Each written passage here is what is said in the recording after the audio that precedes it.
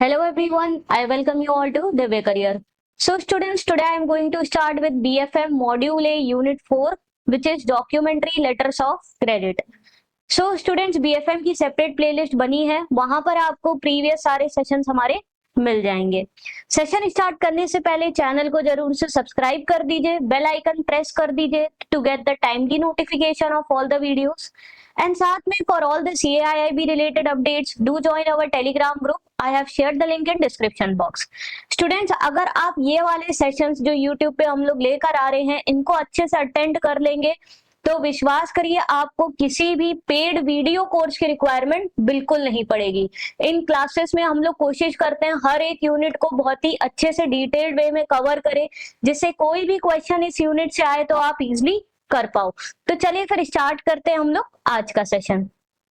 सो जैसे हमारा आज का टॉपिक है which is based on letters of credit. अब लेटर्स ऑफ क्रेडिट क्या होता है पहले हमें उसको समझना जरूरी है। अब देखिए, जैसे दो पार्टीज इन्वॉल्व होती है, जब इंटरनेशनल ट्रेड की हम लोग बात करते हैं तो वहां पर आपका एक इंपोर्टर होता है और एक एक्सपोर्टर होता है।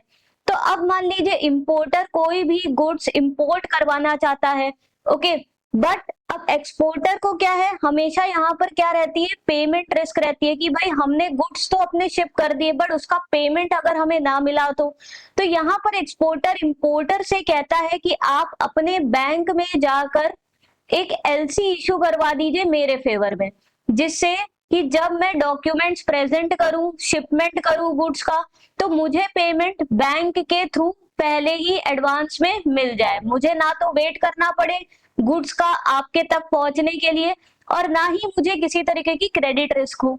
तो उसके लिए इंपोर्टर अपने बैंक में जाता है, एक LC की रिक्वेस्ट करता है जहां पर बैंक में उसका सारा फाइनेंशियल स्टैंडिंग, सोशल स्टेटस, कुछ सिक्योरिटी वगैरह लेता है और फिर LC letters of credit issue करता है, जहां पर ये बैंक अंडरटेक करता है कि जो एक्सपोर्टर है अगर वो सारा डॉक्यूमेंट्स प्रेजेंट करेगा as per the terms of LC तो उसको इसका पेमेंट कर दिया जाएगा। He does not even have to wait for the goods to reach to the importer. और इंपोर्टर को एश्योरेंस मिल जाता है कि जो डॉक्यूमेंट्स है, जो भी गुड्स है, जो स्पेसिफाइड है, everything he is getting as per the LC terms. तो दोनों ही पार्टीज को एक एश्योरेंस मिल जाता है, इंपोर्टर को मिल जाता है regarding the goods and exporter को मिल जाता है regarding the payment. So letter of credit is a bank's undertaking to pay the exporter or beneficiary on the behalf of importer or applicant, provided the exporter submits the document that comply with LC terms. अब letters of credit में जो exporter है, क्योंकि उसके benefit के लिए LC खोली गई है, जहां पर एक्सपोर्टर को ये बेनिफिट मिल रहा है कि उसको एडवांस में पेमेंट एक तरीके से मिल जा रहा है before while he ship his goods, तो इसीलिए उसको बेनिफिशियरी कहते हैं। इंपोर्टर को एप्लीकेंट कहते हैं क्योंकि वो अप्लाई करता है अपने बैंक में जाकर to issue the LC। Now why is LC used? तो इंपोर्टर एक्सपोर्टर क्योंकि डिफरेंट कंट्रीज में लोकेटेड होते हैं, they are unknown to each other, so as to get the assurance of everything the LC is used. यहाँ पर importer को भी negotiate कर पाता है कि भाई क्रेडिट पे उसको कुछ क्रेडिट पीरियड भी मिल जाए, ओके, उस पे उनको गुड्स मिल जाए, तुरंत इमीडिएट पेमेंट करने की रिक्वायरमेंट ना पड़े, okay. So exporters also gets the bank backed assurance of payment. Importer gets assurance payment will be made against required documents. It reduces payment risk in international trade. तो international trade में क्योंकि exporter importer different countries में located होते हैं तो दोनों की assurance के लिए लेटर्स ऑफ क्रेडिट यूज किया जाता है। Now we will discuss who are the parties involved in LC। तो जो हम लोग अभी टर्म्स देखेंगे, हम लोग जब LC का प्रोसेस भी समझेंगे हाउ इट वर्क्स, तो इन पार्टीज के बारे में बात करेंगे। तो इनको ब्रीफ में समझते हैं। तो सबसे पहले हम लोग जब एप्लीकेंट के बारे में बात करेंगे, this means we are talking about the importer और buyer on whose behalf LC is open. तो इंपोर्टर ही होता है जो अपने बैंक में जाता है और LC के लिए रिक्वेस्ट करता है, so he is the applicant. Second है बेनिफिशियरी, जिसके बिहाफ पे ये खोली जा रही है, जिसको इसका बेनिफिट इसके अंदर में मिल रहा है, so that is the seller of the goods और you can say the exporter. Issuing bank हो गया एप्लीकेंट का बैंक, इंपोर्टर का बैंक, जिसके पास इंपोर्टर गया था रिक्वेस्ट करने LC के लिए और वो फिर फाइनली LC को इशू करता है, so that is why it is known as issuing bank which is the importer's bank. Next is the advising bank. Advising bank जो होता है वो एक्सपोर्टर की कंट्री में होता है, क्योंकि भाई एलसी तो इशूइंग बैंक ने इशू करी जो कि इंपोर्टर की कंट्री में है, तो एक्सपोर्टर को भी चाहिए कि भाई जो एलसी है वो जेन्युइन है कि नहीं है, तो उसके जेन्युइननेस को वेरीफाई करे, ऑथेंटिकेट करे, उसके लिए एडवाइसिंग बैंक पिक्चर में आता है। So bank in the sellers of the exporter country who act as an agent of issuing bank and authenticates and advises the LC। तो जिससे एक्सपोर्टर को भी ये हो जाता है कि भाई एलसी जेन्युइन है, वो एक्सपोर्टर की कंट्री में प्रेजेंट बैंक है। Then there is a confirming bank which may or may not be in the picture। तो अगर एक्सपोर्टर को लगता है कि भाई कोई हमें एक ऐसा बैंक भी चाहिए जो कि गारंटी करे रिगार्डिंग द पेमेंट, ओके, कि मतलब उसने डॉक्यूमेंट्स प्रेजेंट कर दिए और अगर उसको पेमेंट नहीं किया जा रहा है from the bank who has issued LC, तो कंफर्मिंग बैंक एक तरीके से कंफर्म करता है, वो एक पेमेंट अंडरटेकिंग लेता है कि भाई मैं गारंटी दे रहा हूं कि पेमेंट कर दिया जाएगा। Okay, so who undertakes to pay on the behalf of issuing bank, so he confirms the payment on the behalf of issuing bank। Now confirming bank may be there or may not be there, it is on the discretion of exporter। Then there is a negotiating bank also known as nominated bank। तो जब seller क्या करता है, अपने ये documents वगैरह लेकर जाता है, तो निगोशिएटिंग बैंक चेक करता है कि भाई जो डॉक्यूमेंट्स है वो as per the terms of LC है कि नहीं है। ओके, उसके बाद फिर वो क्या करता है, मतलब शिपमेंट कर देता है गुड्स का, बिल्स ऑफ लेडिंग वगैरह उसको मिल जाती है। ओके, तो ये जो निगोशिएटिंग बैंक है ये चेक करता है कि सारे डॉक्यूमेंट्स है वो करेक्ट है कि नहीं है, और जो bills of exchange exporter raise करता है उसको ये डिस्काउंट करता है, एक तरीके से निगोशिएट करता है। ओके, और इसका पेमेंट एलसी का निगोशिएटिंग बैंक ही होता है जो कि पेमेंट एक्सपोर्टर को करता है। So seller bank or the bank which is nominated by the opening bank negotiates the LC and make the payment to the beneficiary। तो ये वही बैंक है जो कि जो बिल्स रेज करता है एक्सपोर्टर उसको निगोशिएट करता है और फिर उसका पेमेंट सेलर को कर देता है। रिम्बर्सिंग बैंक होता है जो कि ये निगोशिएटिंग बैंक को रिम्बर्स करता है पेमेंट। ओके, तो बैंक विच रिम्बर्सेस द निगोशिएटिंग और कंफर्मिंग बैंक। ओके, तो जब ये पेमेंट निगोशिएटिंग बैंक ने एक्सपोर्टर को कर दिया तो रिम्बर्सिंग बैंक इशूइंग बैंक एक अपॉइंट करता है, एक्सपोर्टर की कंट्री में होता है। ओके, कि भाई निगोशिएटिंग बैंक ने पेमेंट कर दिया है हमारे भी आप पे, अब आप इसको रिम्बर्स कर दो ये पेमेंट।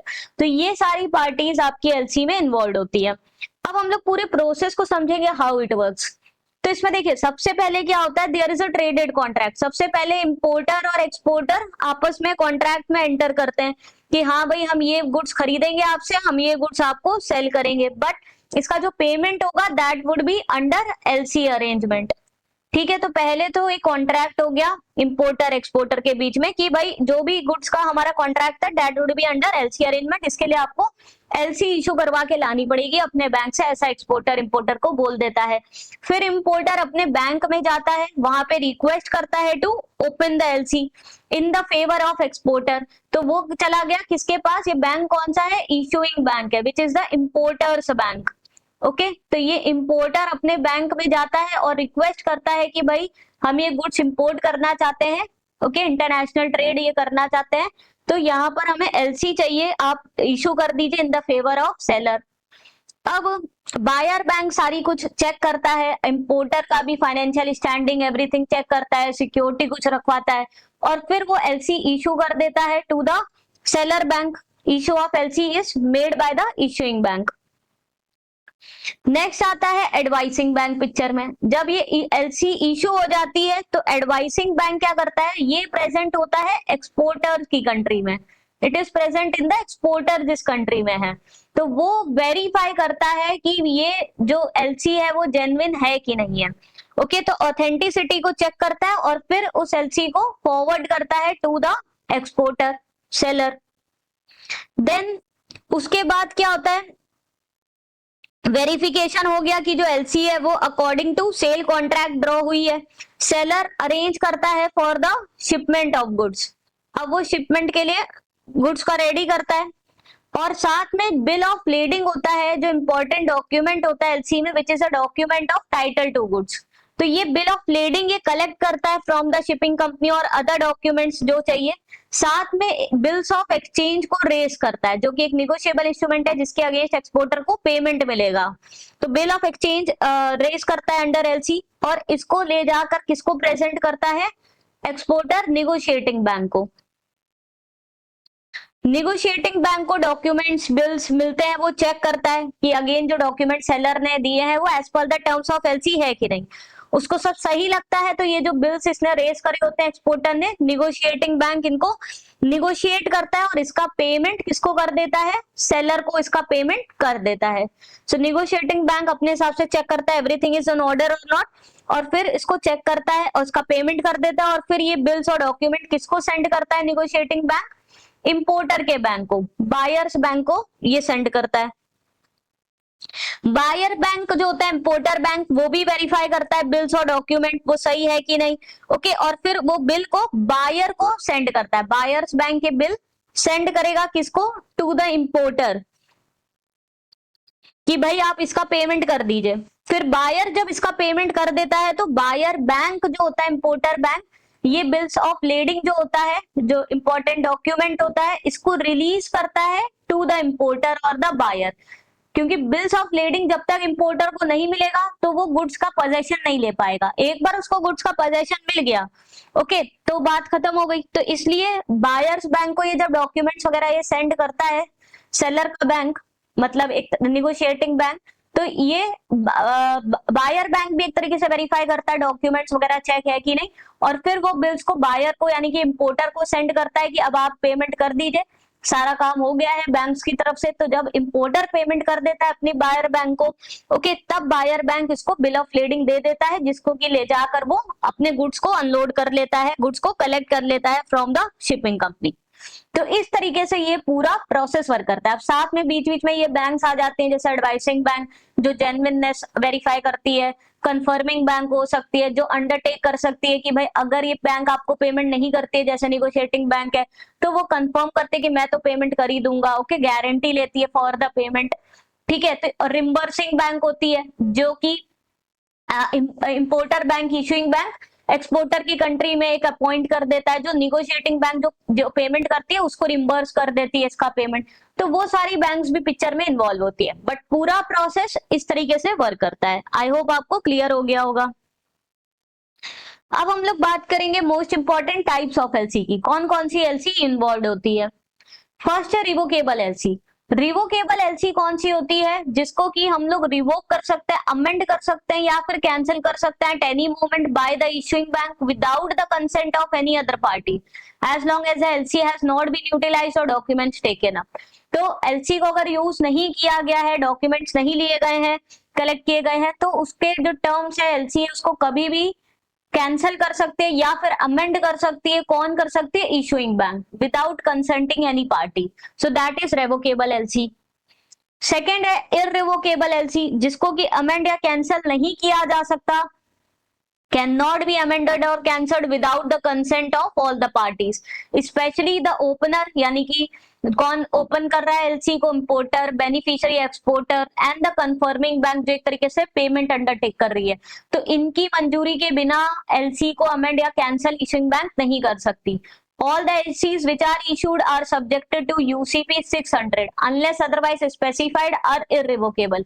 अभी हम लोग UCP 600 की इंपॉर्टेंट गाइडलाइंस पढ़ेंगे। UCP 600 जो है वो इंपॉर्टेंट गाइडलाइंस स्टैंडर्ड्स प्रेजेंट करता है, जिसके बेसिस पर ये एलसी इश्यूज होती हैं। तो ये एक स्टैंडर्डाइज करता है टर्म्स ऑफ एलसी। तो UCP 600 में लिखा हुआ है साफ साफ कि जो भी एलसी इशू करी जाएंगी दे will be irrevocable in nature. अगर स्पेशली लिखा है, स्पेसिफाई किया है कि इट इज रिवोकेबल तो ठीक है, otherwise by default all the LCs will be irrevocable in nature. Then irrevocable confirmed LC is one which has been confirmed by a bank other than a issuing bank, usually the exporter bank or the bank situated in the country of exporter। तो यहाँ पर irrevocable तो है कि जिसको amend या cancel issuing bank नहीं कर सकती without the consent of parties, but साथ में यहाँ एक और टर्म यूज हुआ है confirmed, जिसमें हमने बताया था confirming बैंक पिक्चर में आ जाती है। सो इसके अंदर में जो confirming बैंक होती है which is present in the exporter country, so that also undertakes to make the payment, okay, guarantee the payment in case the other bank fails to make the payment। So there is an additional undertaking to pay on the receipt of documents confirming to the TNC of LC, की मतलब exporter एक बार अपना documents present कर देगा as per the terms of LC, then he is guaranteed to get the payment। Next है transferable LC. तो देखिए वैसे तो एलसी क्या होती है, it is not a negotiable instrument, ये याद रखिएगा। बट जो एलसी के अंदर में बिल्स ऑफ एक्सचेंज ड्रॉ किए जाते हैं दैट इज अ निगोशिएबल। तो वैसे तो एलसी ट्रांसफरेबल नहीं होते, बट अगर वो स्पेसिफाइड है कि हम इसको ट्रांसफर कर सकते हैं, that has to be specified separately, वरना अदरवाइज जो एलसीज होती हैं वो नॉन निगोशिएबल इंस्ट्रूमेंट होती है। सो ट्रांसफरेबल एलसी वो होती है जिसको कि हम लोग ट्रांसफर कर सकते हैं टू अदर बेनिफिशियरी। मतलब हमने जो एक एक्सपोर्टर के बिहाफ पे एलसी इशू करी तो he can transfer it in the favour of other beneficiary, जो कि उस एक्सपोर्टर का सप्लायर हो सकता है। Okay, so that LC which can be transferred in full or part in favor of other party called the second beneficiary other than the beneficiary original beneficiary जिसके favour में actually issue करी गई थी।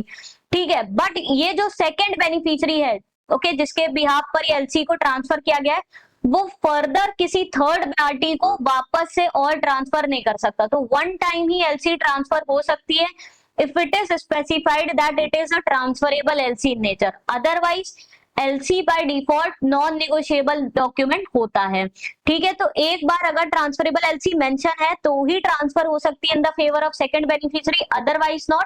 और फिर सेकंड बेनिफिशियरी कभी भी further इसको ट्रांसफर नहीं कर सकता in the favour of any other third party. Next है red clause LC. Red clause LC जो होता है, यहाँ पर एक तरीके से एक्सपोर्टर को क्या है, प्री शिपमेंट एडवांस मिल जाता है कि बिफोर शिपिंग द गुड्स उसको एडवांस पेमेंट मिल जाता है बैंक से, जिससे कि वो रॉ मटेरियल परचेज कर सके, प्रोसेसिंग कर सके, पैकेजिंग कर सके। ओके, तो he is going to arrange the shipment of goods, but उसके पहले उसको फाइनेंस की रिक्वायरमेंट है for purchasing raw material, processing, packaging, तो उसका अरेंजमेंट किया जाता है। So red clause LC exporter receives the advance before the shipment. Advance can be used for raw material purchase, processing, packaging. So even before the shipment, he gets the advance payment under red clause LC. Green clause LC में भी इसको pre shipment advance ही मिलता है। सो दोनों ही types को LC को हम लोग एंटीसिपेटरी एलसी भी कहते हैं। एंटीसिपेटरी एलसी जो कि इशू करी गई है इन द एंटीसिपेशन की जो एक्सपोर्टर है वो गुड्स को शिप फ्यूचर में कर देगा, बट उसको अभी प्री शिपमेंट एडवांस की रिक्वायरमेंट है for purchasing the raw materials, packaging and all. तो ये सारे खर्चे रेड क्लॉज के अंदर में कवर हो जाते हैं, जहां पर जो टोटल जो गुड्स का जो वैल्यू है जो उसको मिलने वाला है उसका अराउंड 25% उसको पहले ही एडवांस में मिल जाता है, जिससे कि ये सारे खर्चे वो निकाल सके। अगर ग्रीन क्लॉज एलसी इशू करी जाती है तो यहाँ पर जो उसको टोटल मिलने वाला है उसका अराउंड 60 to 75% उसको प्री शिपमेंट एडवांस के फॉर्म में मिल जाता है, जिससे कि वो raw material purchase, process, packaging ये वाला तो खर्चा निकाल ही सके। इसके साथ साथ जो pre shipment warehousing, storage of the goods का खर्चा आने वाला है, पोर्ट स्टोरेज पे गुड्स का खर्चा आने वाला है, इंश्योरेंस का खर्चा आने वाला है, वो सारे खर्चे भी, कॉस्ट भी ये मीट कर सके। Okay, so besides covering all the expenses which are covered under red clause, इसके साथ साथ वो एडिशनल अपना वेयर हाउसिंग, स्टोरेज, इंश्योरेंस का भी खर्चा कवर कर सके, उसके लिए ग्रीन क्लॉज एलसी दी जाती है, जहां पर जो टोटल वैल्यू ऑफ गुड्स जो एक्सपोर्टर को मिलने वाला है ऑन द शिपमेंट उसका अराउंड 60 to 75% उसको एडवांस पेमेंट मिल जाता है। तो रेड क्लॉज और ग्रीन क्लॉज एलसी को हम लोग इसीलिए एंटीसिपेटरी एलसी भी कहते हैं, जो प्री शिपमेंट एडवांस एक्सपोर्टर को देती है। नेक्स्ट है साइट एलसी। अब साइट एलसी का जस्ट सिंपल मतलब होता है कि जहां पर एक्सपोर्टर जब डॉक्यूमेंट्स प्रेजेंट करता है तो उसको इमीडिएट पेमेंट मिल जाता है। Okay, so here the beneficiary is able to get the payment immediately on the presentation of bank confirming the terms and condition of LC at the nominated bank counter. तो क्योंकि जो nominated bank कौन है, वही negotiating banks। तो negotiating bank cheque करता है ना कि डॉक्यूमेंट सब प्रॉपर है कि नहीं, ऑर्डर में है कि नहीं, as per the terms and conditions of LC तो करेक्ट होते हैं। तो जैसे वो डॉक्यूमेंट्स प्रेजेंट करता है, he gets the immediate payment from the negotiating bank. इसीलिए इसको और क्या कहते हैं, डॉक्यूमेंट अगेंस्ट द पेमेंट, जहां वो डॉक्यूमेंट प्रेजेंट किया उसको तुरंत पेमेंट मिल जाता है। नेक्स्ट टाइप की इसी से रिलेटेड होती है यूजांस एलसी, जहां पर एक यूजांस पीरियड होता है, ग्रेस पीरियड होता है। सो यहाँ पर इमीडिएट पेमेंट नहीं मिलके देयर इज एन एक्सेप्टेंस, कि एक्सेप्ट कर लिया है बिल्स ऑफ एक्सचेंज और उसका पेमेंट मिलेगा after the expiration of that period, जब वो मैच्योर होगा बिल्स तब पेमेंट मिलेगा। यहाँ पे इमीडिएट पेमेंट मिल रहा है और यहाँ पर एक ग्रेस पीरियड रहता है, मान लीजिए 30 days, 45 days, तो उसके बाद पेमेंट मिलता है। So in an usance LC, also known as acceptance LC, bills of exchange और drafts are drawn with certain usance period, यानी कि grace period के साथ draw किए जाते हैं, and are payable upon acceptance at a future date. Future date में उसका payment किया जाता है, again subject to the receipt of documents, भाई जो होने चाहिए as per the terms of LC होने चाहिए, और इनको हम लोग डॉक्यूमेंट्स अगेंस्ट एक्सेप्टेंस कहते हैं। तो यूजांस एलसी को डॉक्यूमेंट अगेंस्ट एक्सेप्टेंस कहते हैं, जहां पर डॉक्यूमेंट्स सही होते हैं तो नेगोशिएटिंग बैंक उसको एक्सेप्ट कर लेती है कि ठीक है मैं पेमेंट कर दूंगी, but payment would be done after the expiration of that usance period. Next है डेफर्ड पेमेंट एलसी। तो जैसे कि डेफर्ड पेमेंट गारंटी होती है जहां पर पेमेंट तुरंत नहीं किया जा रहा है, but it is deferred on a specified date कि भाई फ्यूचर में उसका पेमेंट कर दिया जाएगा जब आप डॉक्यूमेंट्स वगैरह प्रेजेंट करेंगे। बट डेफर्ड पेमेंट यूजांस एलसी जैसा ही हो गया, बट यहाँ पर कोई भी बिल्स ऑफ एक्सचेंज या ड्राफ्ट रिक्वायरमेंट नहीं होती, बिल्स ऑफ एक्सचेंज वगैरह नहीं ड्रॉ किया जाता है। यूजांस बिल्स में बिल्स ऑफ एक्सचेंज ड्रॉ किया जाता है जिसमें यूजांस पीरियड मेंशन रहता है। डेफर्ड पेमेंट एलसी का सिंपली मीनिंग होता है कि पेमेंट को एक स्पेसिफाइड फ्यूचर डेट में कर दिया जाएगा, ओके अगर डॉक्यूमेंट्स प्रॉपर होंगे, बट यहाँ पर कोई भी बिल्स ऑफ एक्सचेंज को प्रेजेंट नहीं किया जाता।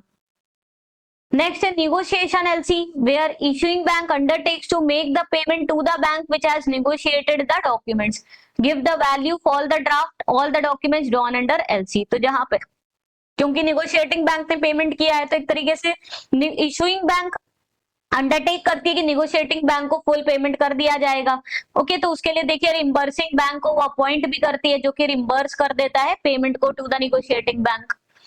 Back to back LC. अब बैक टू बैक एलसी क्या होता है, यहाँ पर एक्सपोर्टर जो होता है उसके फेवर में एक एलसी इश्यू हो गई है, उसी के ही बिहाफ पे, उसी के ही स्ट्रेंथ पे एक तरीके से वो एक और एलसी इश्यू करवाता है in the favour of his supplier, okay क्योंकि वो ये दिखा सकता है कि भाई मैं एक्सपोर्टर हूँ, मैं कुछ एक्सपोर्ट करने वाला हूँ, और ये देखिए इंपोर्टर की बैंक ने मुझे एलसी दी है तो मुझे तो पेमेंट मिल जाएगा।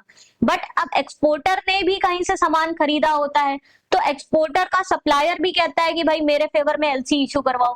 तो जो एक्सपोर्टर, जो फर्स्ट एक्सपोर्टर है जिसको एलसी मिली, उसके फेवर में एलसी इशू करी गई है, वो एलसी को अपनी बैंक में ले जाके दिखाता है कि देखिए मैं गुड्स ये एक्सपोर्ट करने वाला हूँ इस कंट्री में, बट इसके लिए मुझे कुछ मटेरियल को परचेज करना पड़ेगा इस वाले एक्सपोर्टर से। तो ये वाला एक्सपोर्टर को भी एलसी चाहिए कि भाई इसको पेमेंट मिल जाए अगर ये इस एक्सपोर्टर को कुछ गुड्स बेचता है तो फर्स्ट एक्सपोर्टर अपने बैंक जाता है और कहता है देखिए मैं ये एक्सपोर्ट करने वाला हूँ तो मुझे एलसी इशू कर दी गई है इशूइंग बैंक ने, इंपोर्टर की बैंक ने, तो इसी के बिहाफ पे आप एक एलसी मुझे इशू कर दीजिए इन the favour of my supplier, तो इसको बैक टू बैक एलसी कहते हैं। Where exporter arranges to issue LC in favor of a local supplier to procure the goods on the strength of export LC received in his favor, it is known as back to back LC। ठीक है, next है stand by LC. Stand by LC ज्यादातर कहाँ use होती है, US में use होती है जहां पर बैंक गारंटी यूज नहीं होती है। तो जस्ट स्टैंड बाय एलसी एक तरीके से गारंटी करती है the payment in case of default in the payment, okay तो जहां पर अगर एक पार्टी डिफॉल्ट करती है इन द पेमेंट और नॉन परफॉर्मेंस इज देयर, तो एक तरीके से ये प्रोटेक्ट करती है फ्रॉम द डिफॉल्ट, तो just like a bank guarantee. तो ये यूएस में मेनली यूज की जाती है। नेक्स्ट है रिवॉल्विंग एलसी। अब रिवॉल्विंग एलसी क्या होती है, यहाँ पर जो होता है जो फ्रीक्वेंट अगर ट्रांजेक्शन हो रहे हैं इंपोर्टर एक्सपोर्टर के बीच में, तो हर एक ट्रांजेक्शन के लिए वो लोग बार बार एलसी इशू नहीं करवाना चाहेंगे क्योंकि ऑफ कोर्स उसमें काफी सारी बैंक की फीस वगैरह भी लगती है।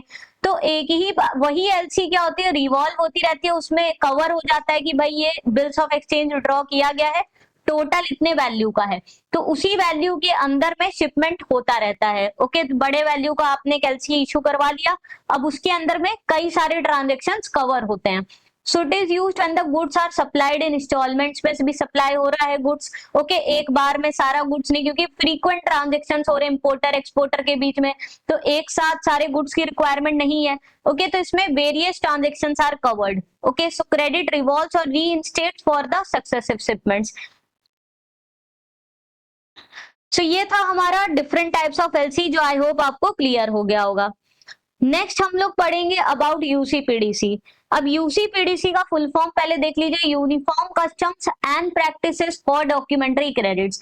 तो इसमें हम लोग फोकस करने वाले हैं अबाउट यूसीपी 600 जो कि करेंटली है इन फोर्स। यूसीपी ये कौन इशू करता है? ये international chamber of commerce issue करता है। ये क्या है? ये स्टैंडर्ड रूल्स है जो कि डिफरेंट बैंक्स डिफरेंट कंट्रीज में फॉलो करती है, जिससे कि स्टैंडर्डाइज्ड वे में डॉक्यूमेंट्स वगैरह प्रेजेंट हो, इंटरनेशनल ट्रेड स्मूथ हो सके। अदरवाइज हर बैंक अपने अलग रूल्स बना देगी okay regarding issuance of LC, तो बहुत ज्यादा दिक्कत होगी इंटरनेशनल ट्रेड में। इसीलिए रिगार्डिंग इशुएंस ऑफ एलसी एक स्टैंडर्डाइज रूल्स हो जो कि डिफरेंट कंट्रीज फॉलो कर सके, उसी के लिए ये यूसीपीडीसी लाया जाता है। तो कई सारी यूसीपी आ चुके हैं, रिवाइज हो चुके हैं। अभी जो करेंटली इन फोर्स हमें उससे मतलब है which is UCP 600।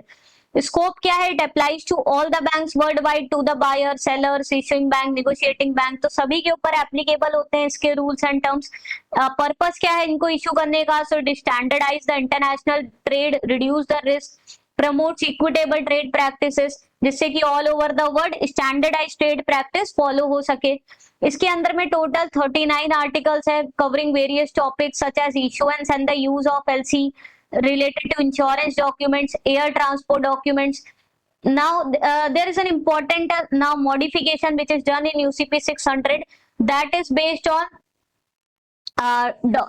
reasonable time for the acceptance or refusal of document। जहां पर पहले बैंक का था कि जो भी डॉक्यूमेंट्स हैं उनको एग्जामिन कर देना है with in the reasonable time period, जो ज्यादातर पहले 7 डेज था, उसको अब करके यहाँ पर स्पेसिफाई कर दिया है कि बैंक्स को 5 बैंकिंग डेज से ज्यादा समय नहीं लेना है। ओके कि भाई वो डॉक्यूमेंट्स को एक्सेप्ट करना चाहते हैं, रिफ्यूज करना चाहते हैं, उसको जो भी वेरिफिकेशन का प्रोसेस है, एग्जामिनेशन का प्रोसेस है, वो 5 बैंकिंग डेज में खत्म करें। ओके अभी हम देखेंगे भी ये जो भी मॉडिफिकेशंस इसके अंदर में हुए हैं, क्योंकि वो सबसे ज्यादा इंपॉर्टेंट है इस चैप्टर में आपके। And the UCP rules these are binding on all the parties unless expressly modified और एक्सक्लूडेड बाय द क्रेडिट। अगर स्पेशली मेंशन है कि कोई टर्म्स एक्सक्लूड किया गया है किसी अग्रीमेंट में तो अलग बात है, otherwise all the terms are binding on all the parties.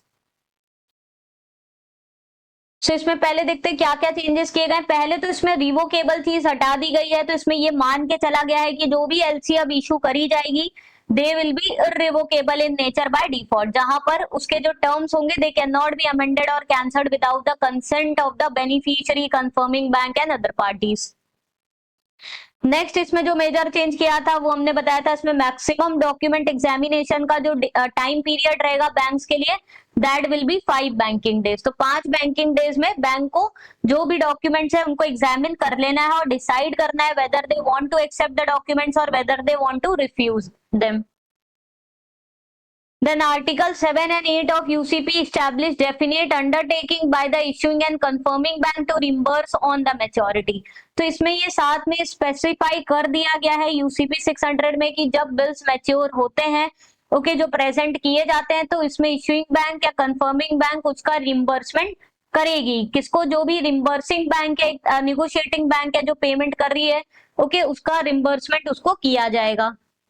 Article 12B expressly provide authority from an issuing bank to a nominated bank to discount a draft that it has accepted or a deferred payment undertaking that it has given।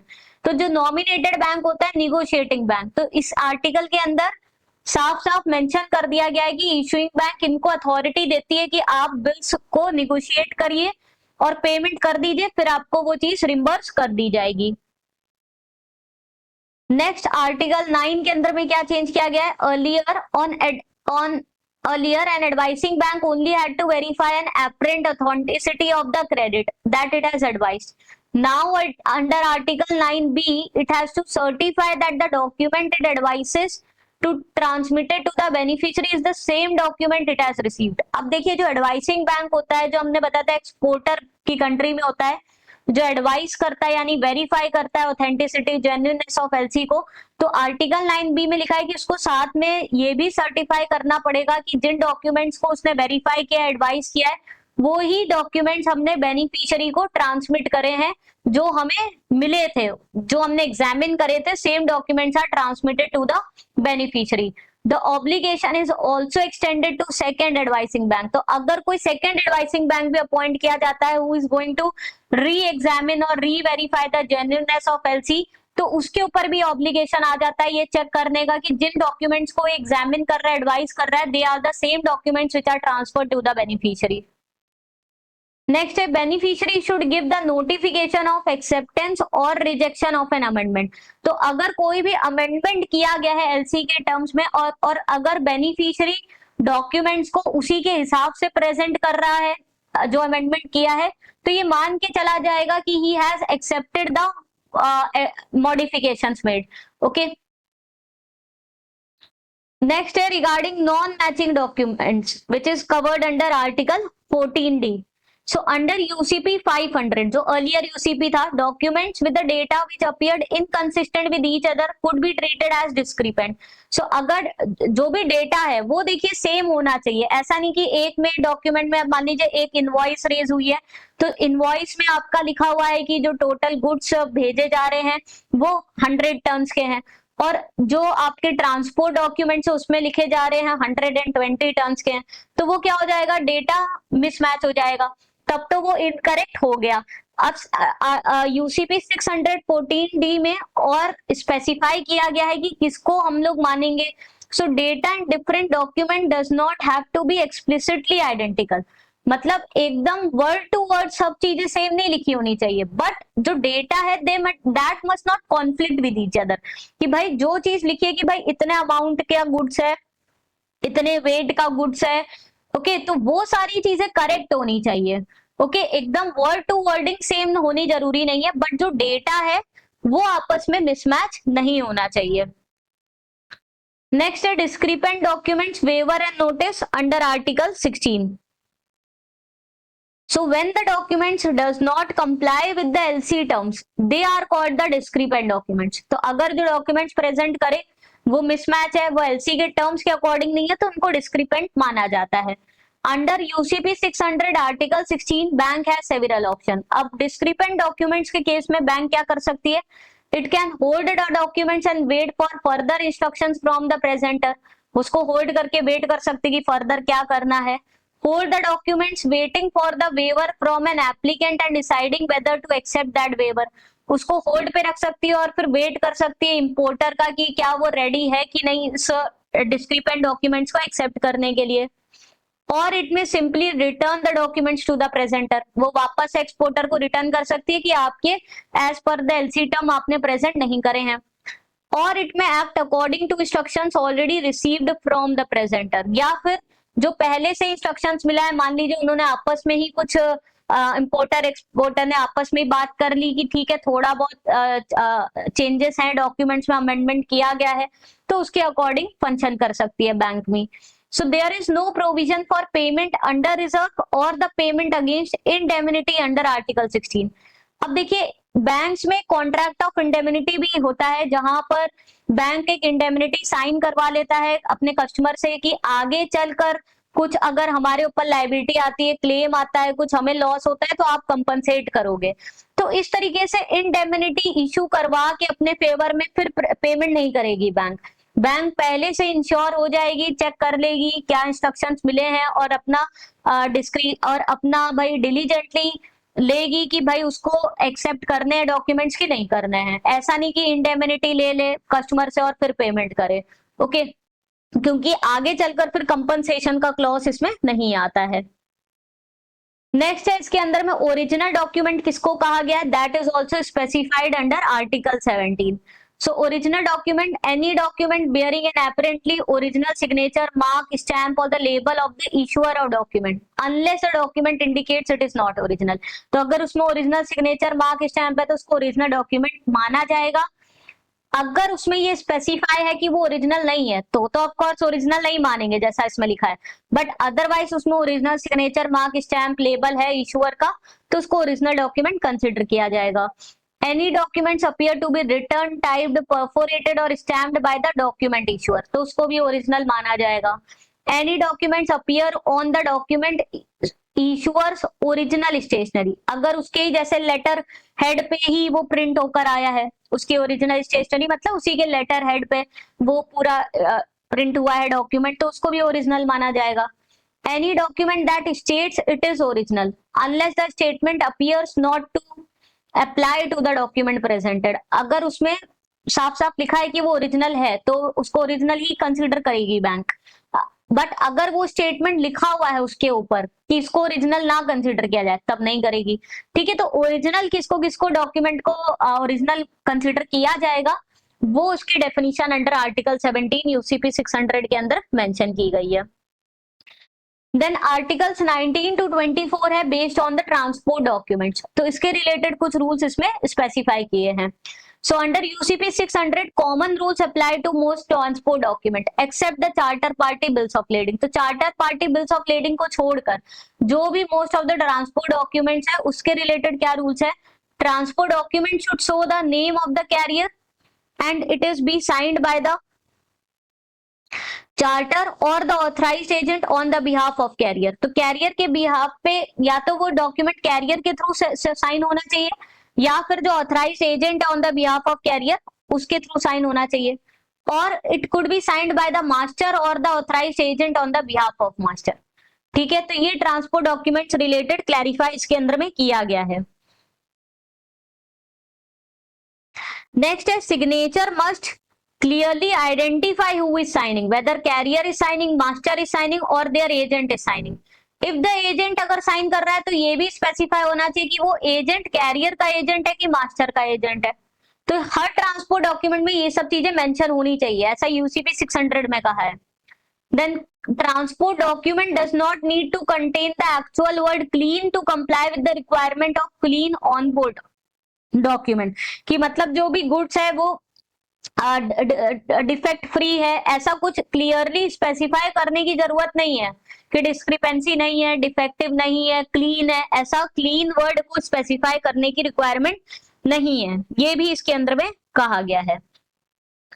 Next in relation to insurance documents mention under article 28, इसमें कहा गया है जो proxies है यानी कि जो authorised agents है they can also sign on the behalf of insurance company और on the behalf of underwriter. Now percentage to be covered will be understood at minimum coverage required। तो जो भी एलसी ड्रॉ हुई, जो agreement हुआ importer exporter के बीच में, और जो उसमें लिखा है कि भाई मान लीजिए जो भी गुड्स लेड हो रहे जो भी शिप हो रहे हैं उसका एटलीस्ट 100% या 110% इंश्योरेंस होना चाहिए, तो वो मिनिमम कवरेज माना जाएगा, उतना इंश्योरेंस प्रोटेक्शन होना चाहिए जितना डॉक्यूमेंट में मेंशन है। So that will be minimum coverage. आप उससे ज्यादा भी इंश्योर्ड करवा सकते हैं, मान लीजिए अगर लिखा है 110% of the value of the goods to be insured, तो उतना मिनिमम इंश्योरेंस कवरेज अवेलेबल होना चाहिए। डॉक्यूमेंट में also contain reference to exclusion clause, कुछ एक्सक्लूजन भी हो सकता है कि भाई जो भी गुड्स शिप करे जा रहे हैं उसमें इंश्योरेंस के अंदर में कौन कौन सी चीजें कवर नहीं होंगी। ओके, मान लीजिए फायर लग जाती है या थेफ्ट हो जाता है, तो कोई भी चीज एक्सक्लूडेड कैटेगरी में भी हो सकती है कि अगर चोरी की वजह से लॉस हो जाता है गुड्स का तो फिर इंश्योरेंस कंपनी से आप क्लेम नहीं ले सकते हो, तो कोई भी चीज एक्सक्लूजन क्राइटेरिया क्लॉज भी मेंशन हो सकता है। The risk must be covered at least between the shipment points stipulated in the credit। तो रिस्क जो होगा इंश्योरेंस कंपनी जो कवर करेगी इसमें, जो दोनों पोर्ट्स का जो भी शिपमेंट की दूरी है from the port of origin to the port of destination, उतने दूरी में जो भी शिपमेंट पोर्ट्स है उसमें पूरा रिस्क कवर होना कंपलसरी है। नेक्स्ट है related to force majeure covered under article 36।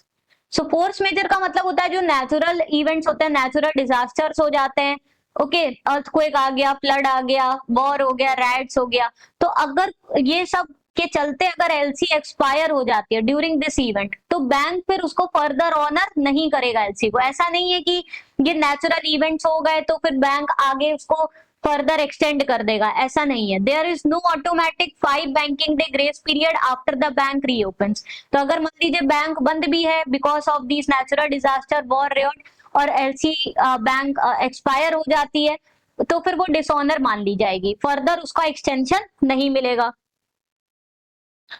Next is regarding transferable credit mentioned under article 38। So हमने बताया था जो ट्रांसफरेबल, वैसे तो एलसी नॉन निगोशिएबल डॉक्यूमेंट है, बट जो ट्रांसफरेबल एलसी है ओके, जिसको कि हम लोग ट्रांसफर कर सकते हैं in the behalf of second beneficiary. जो फर्स्ट बेनिफिशियरी इसको ट्रांसफर कर सकता है in the favour of second beneficiary.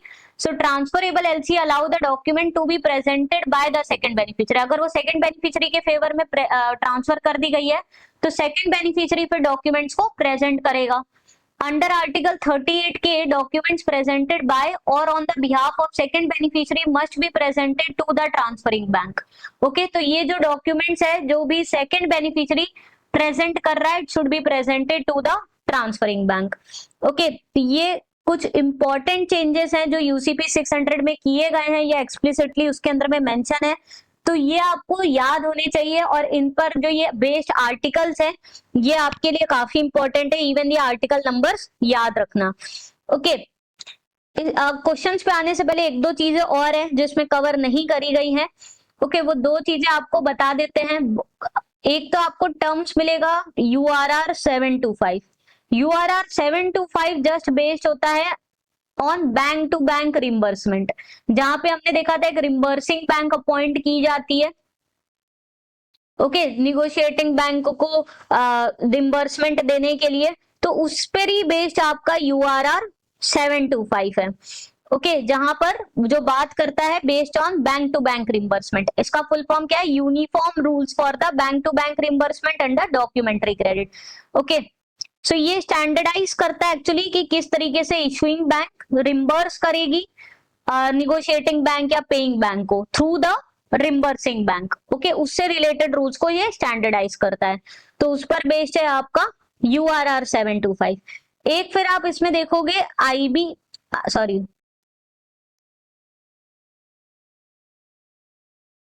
ISBP 745।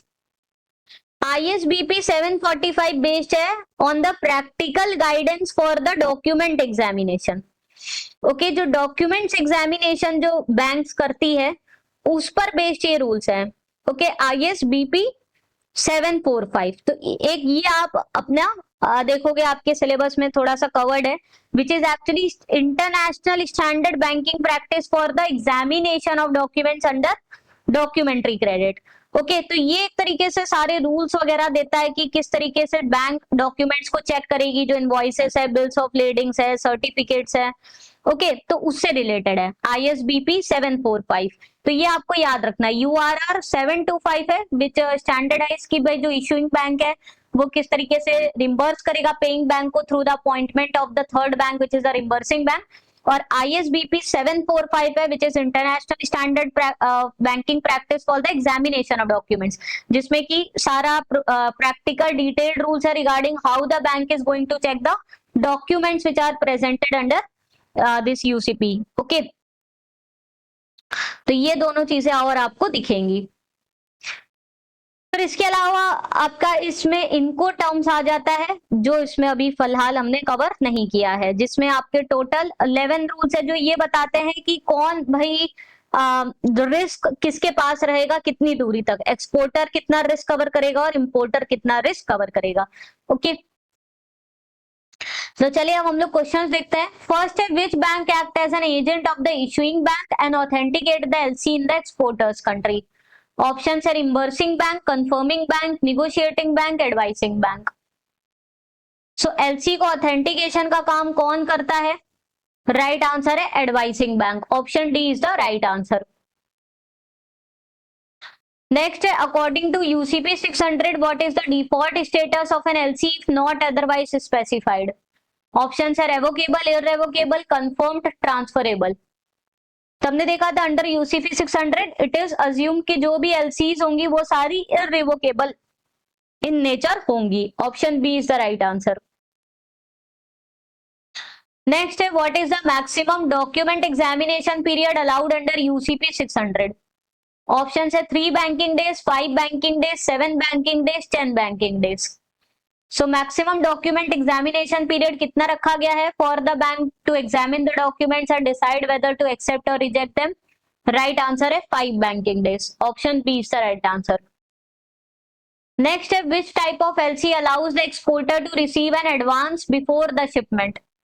Option है revolving LC, back to back LC, red cloth LC, stand by LC। So हमने बताया था दो टाइप की एलसीज होती हैं जहां पर प्री शिपमेंट एडवांस एक्सपोर्टर को मिल जाता है, रेड क्लॉस और ग्रीन क्लॉस। तो right answer option C red clause LC हो जाएगा। नेक्स्ट है when an exporter issues an LC in the favour of local supplier based on an export LC they received, it is known as dash. Option है transferable LC, back to back LC, revolving LC, sight LC.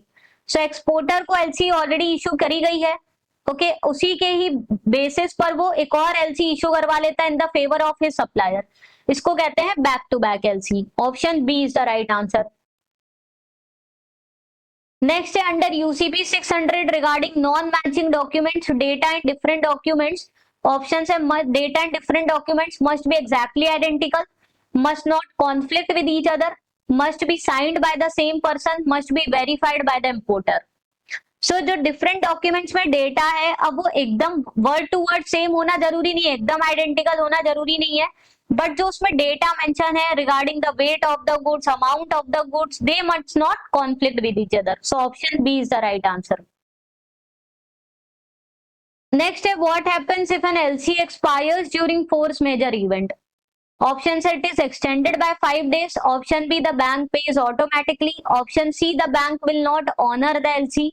Option D, the applicant must pay immediately. So अगर expire हो जाती है कोई natural disaster के चलते, bank बंद भी है, तो वो बैंक उस एलसी को ऑनर नहीं करेगा अगर वो उस पीरियड में एक्सपायर हो जाती है, उसको फर्दर एक्सटेंड नहीं किया जाएगा। Option C is the right answer. Next है can a second beneficiary in a transferable LC further transfer the credit to a third party? Options है yes with the issuing bank permission, option B yes without restrictions, option C no, option D only if the goods are not yet shipped। So transferable LC में एक party दूसरे party को transfer करती है LC, okay मतलब first beneficiary second beneficiary को करता है, बट सेकंड बेनिफिशियरी हमने बताया था फिर further third party third beneficiary को ट्रांसफर नहीं कर सकता किसी भी केस में। सो राइट आंसर है option C no, it is strictly not allowed. So students इसके साथ ये सेशन ओवर होता है, जहां हमने पूरी कोशिश करी है कि ये चैप्टर के जो भी इंपॉर्टेंट पॉइंट्स थे आपको अच्छे से क्लियर हो जाए। सेशन पसंद आया हो जरूर से लाइक कर दीजिए, चैनल को सब्सक्राइब करके बेल आइकन प्रेस कर दीजिए to get the timely notification of all the videos and for all the CIIB related updates do join our telegram group. I have shared the link in the description box. See you in the next session. Thank you.